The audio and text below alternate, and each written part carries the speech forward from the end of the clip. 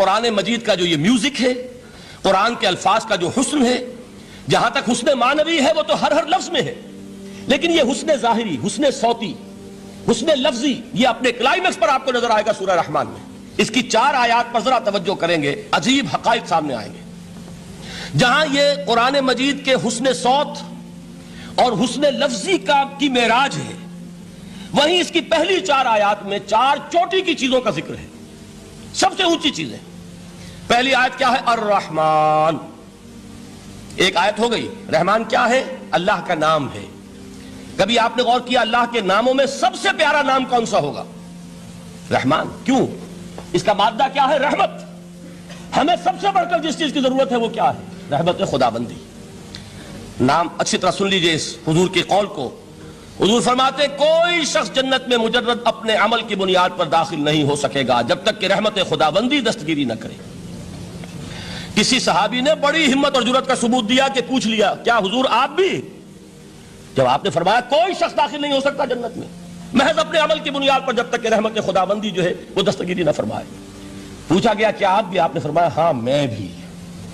آپ اندازہ کیجئے کہ اگر محمد الرسول اللہ بھی رحمت خداوندی کے ضرورت مند ہوں تو تاب دیگراں رسد ہماری تو سب سے بڑی ضرورت رحمت خداوندی ہے۔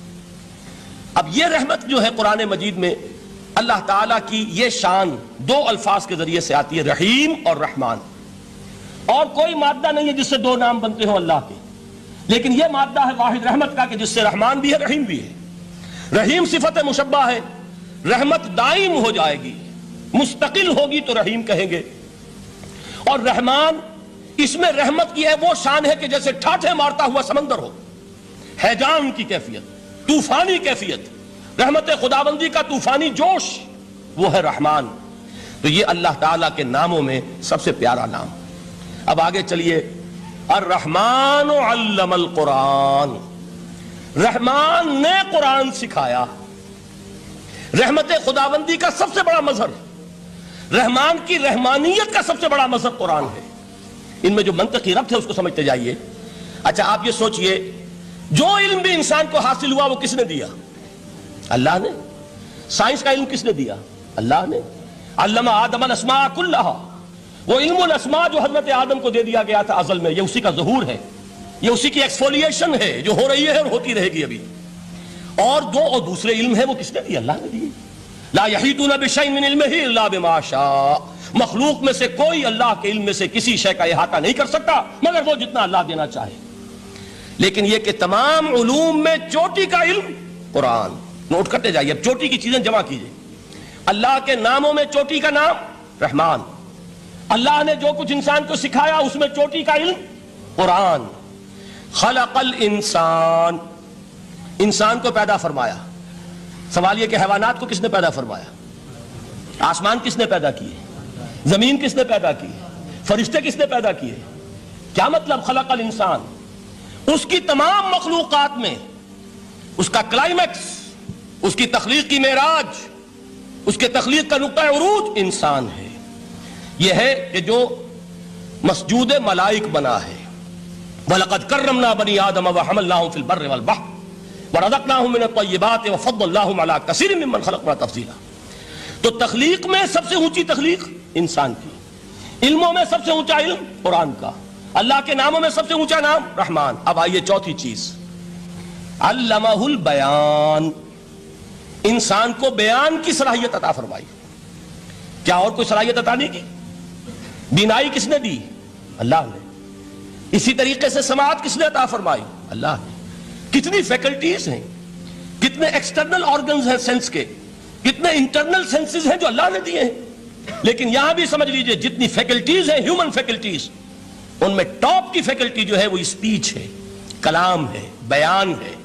جن لوگوں نے میڈیکل سائنس کا مطالعہ کیا ہے وہ جانتے ہیں کہ یہ برین ہے، ہیومن برین، اس برین میں جو وہ اوپر ایک زرد سا مادہ ہوتا ہے، گرے میٹر، اس کی ایک کوٹنگ ہوتی ہے، یہ ہائیسٹ ایوالوڈ فارم ہے، اور اس میں سب سے بڑا رقبہ جو ہے وہ اسپیچ سینٹر کہلاتا ہے۔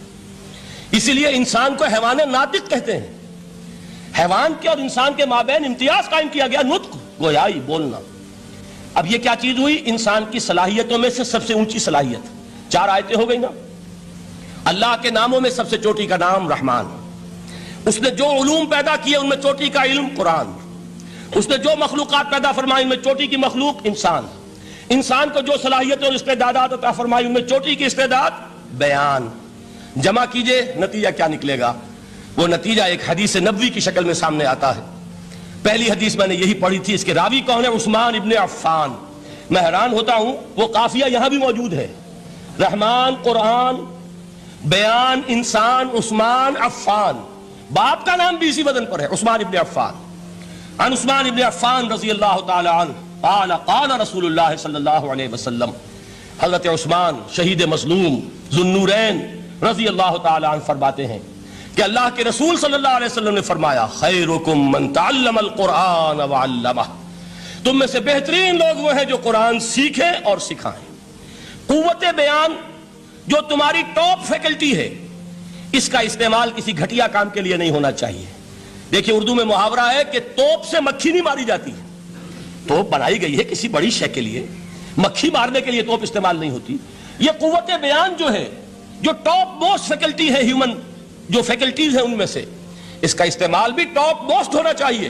قرآن کو بیان کرو، وہ جیسے کہ علامہ اقبال نے کہا ہے، بلکہ غالباً ان کے قبر پر آس پاس جو اشعار لکھے ہوئے ان میں سے ایک یہ بھی ہے، اگر یک قطرہ خونداری اگر مشتے پرے داری بیابامن تو آموزم طریق شاہ بازی را، اگر تمہارے اندر ایک قطرہ بھی خون کا ہے اور مٹھی بھر بھی پر اگر اللہ نے دیے ہیں تو میرے پاس آؤ کہ میں تمہیں شاہبازی کے طریقے سکھاؤں۔ اسی طرح جان لیجئے اگر اللہ نے قوت گویائی عطا فرمائی، اگر اللہ نے تمہیں حیوان ناطق بنایا، اگر اللہ تعالیٰ نے تمہیں یہ صلاحیت عطا فرمائی، اس صلاحیت کا مصرف دنیا کو نہ بناؤ، اس صلاحیت کا مصرف اللہ کے کلام کو پھیلانے پر اس کو صرف کرو۔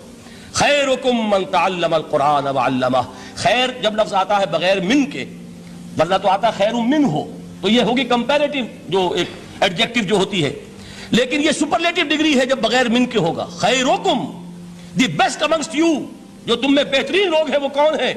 من تعلم القرآن وعلمہ، جو قرآن سیکھیں اور سکھائیں، قرآن پڑھیں اور اسے بیان کریں۔